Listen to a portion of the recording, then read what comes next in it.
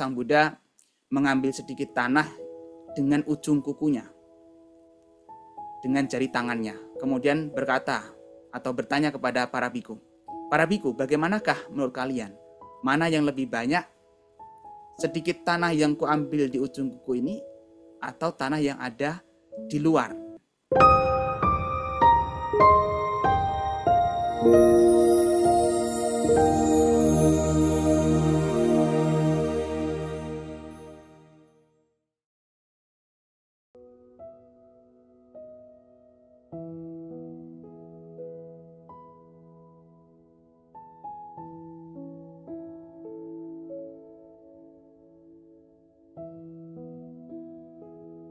Bapak Ibu Saudara yang berbahagia pada malam hari ini, kita punya kesempatan yang luar biasa lagi untuk menambah pengetahuan kita tentang ajaran Buddha, yang mana kita akan mengupas tentang cara terbaik menghargai kehidupan. Tentu kita sebagai umat Buddha, kita patut menghargai keberadaan kita sebagai manusia.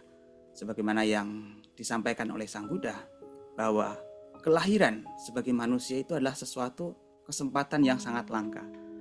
Kesempatan yang sangat luar biasa yang sudah kita dapatkan di kehidupan saat ini. Di kehidupan sebagai manusia ini. Karena kita sering mendengar ada pernyataan Sang Buddha di dalam Dhammapada, "Kico manusapati labo, kicang macana jiwitang, kicang sadama sawanang, kico buddhana mupato." Sungguh sulit atau sungguh jarang kesempatan untuk terlahir sebagai manusia. Sungguh jarang pula kehidupan manusia. Sungguh sulit mendengarkan ajaran yang sejati, ajaran yang benar. Dan sungguh sulit atau sungguh jarang munculnya seorang Buddha. Kita saat ini sudah terlahir sebagai manusia. Tentu ini adalah kesempatan yang luar biasa yang sudah kita semua dapatkan, yang sudah kita semua miliki. Sebetapapun buruknya keadaan kita, atau mungkin kita sering mengeluh dengan keadaan kita, ingat, kita sudah cukup beruntung bisa terlahir di alam manusia. Karena memang kalau kita bandingkan dengan alam-alam kehidupan yang lain, alam manusia ini cukup memiliki banyak keistimewaan, keberuntungan. Salah satunya ya, kicang sadama sawanang. Sungguh jarang bisa mendengarkan ajaran yang sejati, ajaran yang benar. Kita sudah terlahir sebagai manusia saja sudah kesempatan yang luar biasa. Dan luar biasanya lagi, kita punya kesempatan luar biasa untuk mendengarkan ajaran sejati, ajaran Sang Buddha. Kico buddhana mupato. Sungguh sulit munculnya seorang Buddha. Memang sangat jarang munculnya seorang Buddha. Namun kita patut menghargai kesempatan ini, meskipun sekarang ini kita tidak bisa berjumpa Sang Buddha secara langsung, tapi kita masih bisa menemukan ajaran beliau, masih bisa mempelajarinya, bahkan bisa menjalankannya dalam kehidupan kita. Makanya ini adalah satu hal yang sangat berharga yang sudah kita miliki, yang patut kita hargai sampai saat ini. Seperti yang sering kita dengar juga penjelasan Sang Buddha terkait dengan betapa luar biasanya kelahiran sebagai manusia. Di beberapa sutta Sang Buddha seringkali memberikan perumpamaan seperti halnya seekor kura-kura. Kura-kura buta yang muncul ke permukaan laut 100 tahun sekali, dan sangat sulit sekali bagi kura-kura tersebut untuk bisa muncul dan memasukkan kepalanya di sebuah gandar atau sebuah lubang yang dilemparkan oleh seseorang. Seperti itu pula betapa sulit dan sangat jarang bagi makhluk untuk bisa terlahir sebagai manusia. Kita sudah terlahir sebagai manusia dengan kondisi begitu banyak keistimewaan, kelebihan yang sudah kita miliki. Ini adalah sesuatu yang sangat luar biasa. Makanya Sang Buddha mengajarkan kepada kita untuk menghargai kehidupan. Buddha menasihati kita, "Bikawe apa madena sampadeta, dulabo budu padolo kasming, dulabo manusapati labo, dulaba sampati dulaba pabaja, dulabang sadda masawanangti." Sungguh jarang munculnya seorang Buddha, sungguh jarang kelahiran sebagai manusia, sungguh jarang pencapaian, sungguh jarang kehidupan pabaja atau meninggalkan keduniawian, dan sungguh jarang mendengarkan ajaran yang benar. Setelah kita bisa memahami bahwa kesempatan ini adalah kesempatan yang luar biasa yang sudah kita miliki, maka sepatutnya kita mampu untuk menghargai apa yang sudah ada ini. Karena bersyukur itu bukan sesuatu yang sikapnya nanti, Tapi bersyukur itu adalah sikap menghargai tentang apa yang sudah ada saat ini. Kita patut menghargai kesempatan yang luar biasa ini. Di dalam Nakasika Sutta, Sang Buddha memberikan perumpamaan. Perumpamaan seperti halnya sedikit tanah yang ada di ujung kuku beliau. Jadi kisahkan pada waktu itu Sang Buddha mengambil sedikit tanah dengan ujung kukunya, dengan jari tangannya. Kemudian berkata atau bertanya kepada para biku, "Para biku, bagaimanakah menurut kalian? Mana yang lebih banyak? Sedikit tanah yang kuambil di ujung kuku ini atau tanah yang ada di luar yang tidak diambil, artinya yang masih berserakan di bumi?" Tentu jawabannya adalah tanah yang ada di luar. Kemudian Sang Buddha menjawab, "Demikian pula para biku, makhluk-makhluk yang terlahir kembali di antara manusia itu sangat sedikit. Sementara banyak makhluk itu terlahir kembali di alam-alam lain selain manusia. Maka dari itu kita cukup beruntung karena kita sudah terlahir sebagai manusia." Lalu bagaimana cara kita menghargai kehidupan ini? Bagaimana menghargai kehidupan kita sebagai manusia? Salah satu kalimat yang cukup menginspirasi bagi kita begini.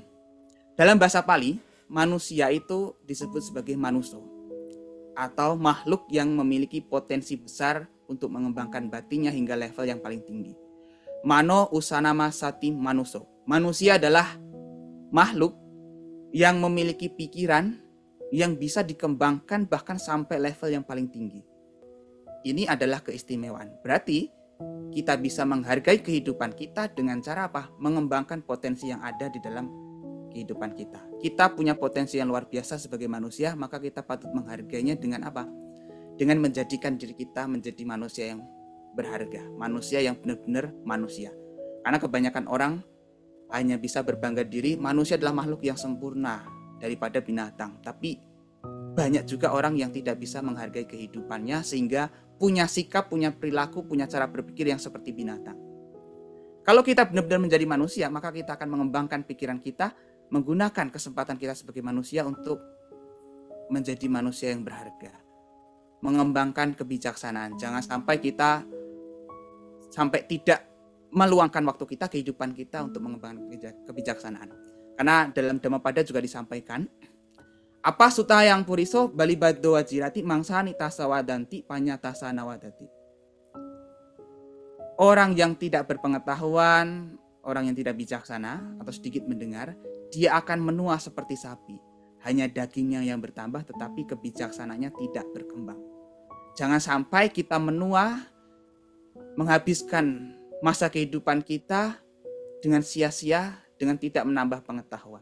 Jangan sampai kita menua seperti sapi yang hanya berkembang bertambah dagingnya tapi tidak kebijaksanaannya.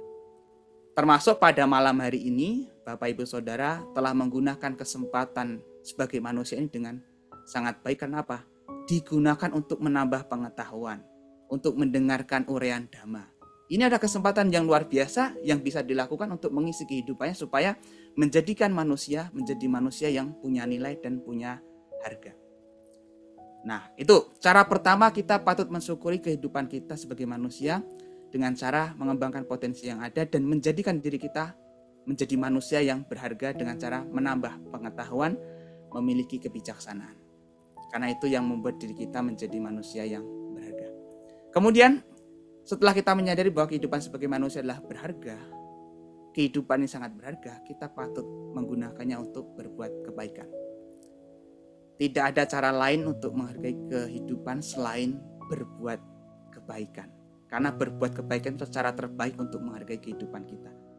Karena kita sadar bahwa apa yang kita lakukan, apa yang kita perbuat di kehidupan ini, itu nanti akan kembali lagi pada diri kita. Artinya apa? Apa yang kita lakukan itulah yang akan menjadikan diri kita mau menjadi seperti apa. Kalau kita melakukan kebaikan, maka kita akan menjadikan diri kita menjadi orang yang baik. Maka jangan pernah bosan untuk menjadi orang baik, jangan pernah bosan untuk melakukan kebaikan. Karena betapapun sedikit kebaikan yang kita lakukan, secara terus-menerus, itu akan menjadikan diri kita menjadi orang yang penuh dengan kebajikan, penuh dengan kebaikan. Maka kata Sang Buddha, mawa menyeta punyasa namantang agamisati, udah bindu nipatena, udah kumbo pipurati. Diro purati punya sato kato kambi acinang. Jangan pernah meremehkan kebajikan meskipun itu kecil, dengan berpikir tidak akan mendatangkan buah padaku. Bagaikan tetesan air yang menetes demi tetes, lama-kelamaan akan memenuhi wadah yang menampungnya. Orang yang bijaksana akan memenuhi dirinya dengan kebajikan. Sama kalau dalam kehidupan kita mencoba mengisi kehidupan kita setiap detik, setiap waktu yang kita miliki untuk kebaikan, maka kehidupan kita akan penuh dengan kebaikan. Kita akan menjadi orang yang bijaksana yang penuh dengan kebaikan.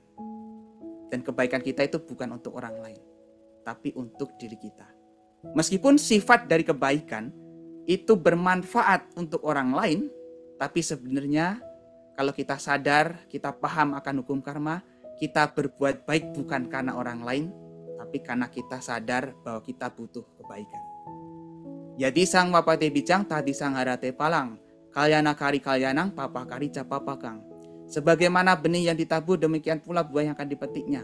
Pelaku kebaikan akan mendapatkan kebahagiaan, pelaku keburukan akan mendapatkan penderitaan atau kesusahan. Kita sadar bahwa kita butuh kebaikan. Apapun yang kita terima saat ini itulah apa yang pernah kita tanam sebelumnya. Nah, setelah kita menyadari bahwa kita butuh kebaikan, maka kita akan melakukan kebaikan itu. Dan kita berbuat baik bukan supaya dipuji oleh orang lain, bukan supaya dihargai oleh orang lain, tapi adalah karena kita butuh.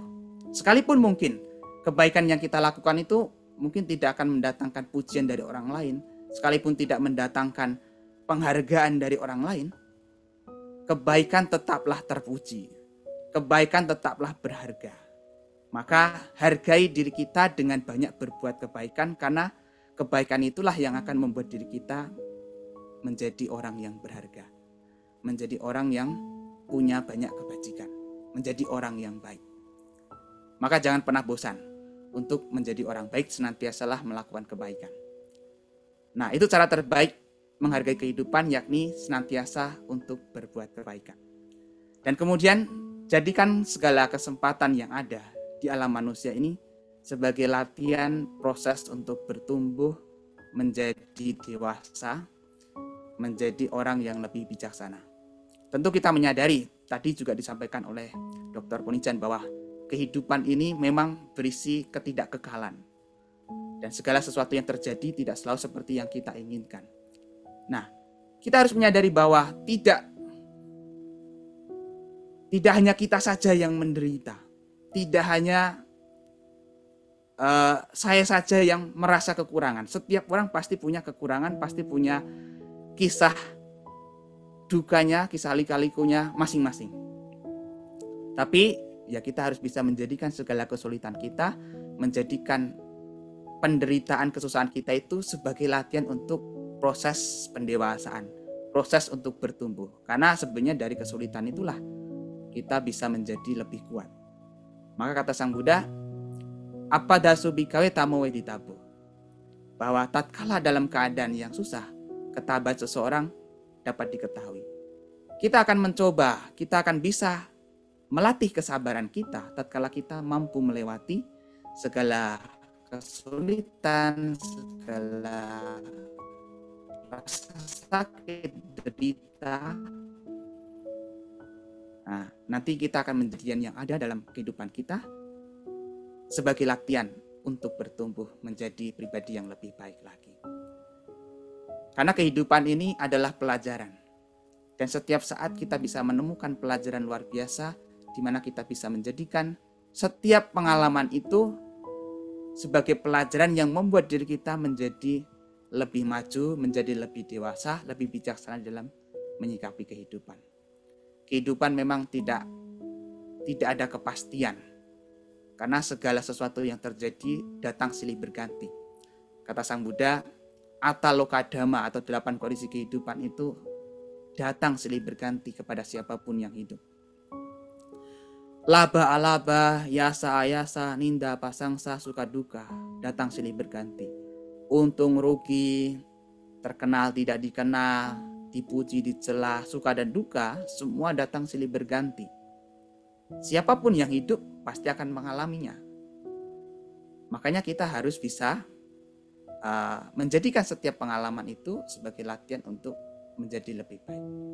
Dan jangan mudah untuk mengeluh, merasa hidup sudah tidak ada artinya. Ini kadang-kadang kita menjumpai banyak kasus orang itu kurang bisa menghargai dirinya, akhirnya berujung seperti tadi, melakukan perbuatan-perbuatan buruk, bahkan sampai mengakhiri hidupnya karena merasa hidup sudah tidak ada artinya. Banyak di kalangan para remaja, para orang-orang yang bunuh diri itu ternyata salah satu sebab pemicunya adalah karena percintaan, karena masalah percintaan, karena masalah asmara, kemudian berujung bunuh diri. Asmara boleh hancur, tapi jangan sampai kehidupanmu juga ikut hancur, masa depanmu ikut hancur.